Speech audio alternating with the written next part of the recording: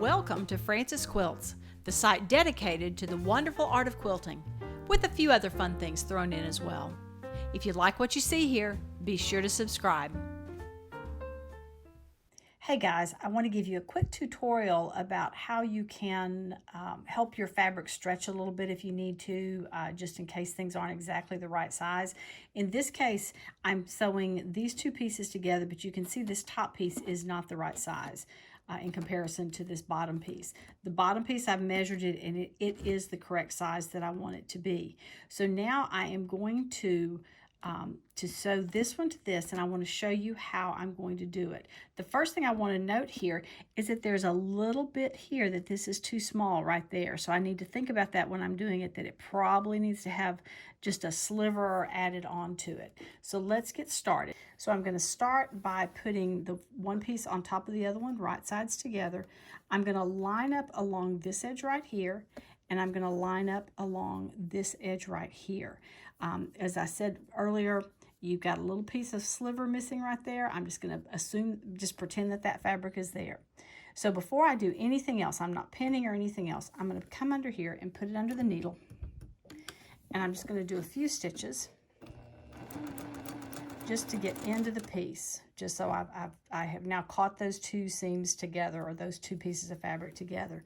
Next, I'm going to take this, and I'm going to take this seam allowance right here, and I'm going to match it up to that seam right there. So I'm going to come in there. That one actually is in pretty good shape. Make sure I haven't stretched it too much up here. I want to keep those edges straight. And I'm going to sew all the way down. And just when I hit that seam so that I've sewed over it, I'm going to give it a couple stitches, and I'm going to stop again. Next, I'm going to come and do the same thing. I'm going to take this seam right here, and I'm going to match it up with that seam right there. So again, that doesn't seem to be too bad. So let's put it down and sew it. And as soon as I get to that edge, I'm going to stop. Or as soon as I cross that line, I'm going to stop. Now this last one may need a little bit of stretching because it looks like this piece is a little bit bigger than this one. So what I'm going to do on this final one is just come in and line it up so that this edge of the patch is going along, is parallel to the edge underneath. I'm going to make sure that my corners are together, matching here, which they are. Now you see there's a little bit of play in that. This one is a little bit bigger. So what I'm going to do is I'm just going to gently pull on that until it straightens out.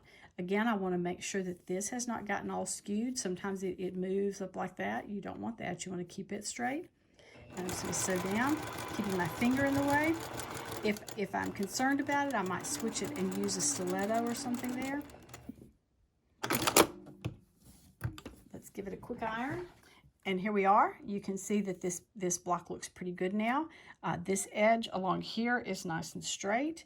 If I come over here, this edge is off a little bit, but that's that little sliver that we were missing. So if I did the edge, it's going to come down here like that and straight down like that. And this block is exactly 6.5 inches, which is what we wanted it to be. Remember, if you like what you've seen, be sure to subscribe. You can also find my blog at francisquilts.com, and I'm on Facebook and Instagram at Francis Quilts, and on Pinterest at Francis Quilts 57. Hope to see you again soon.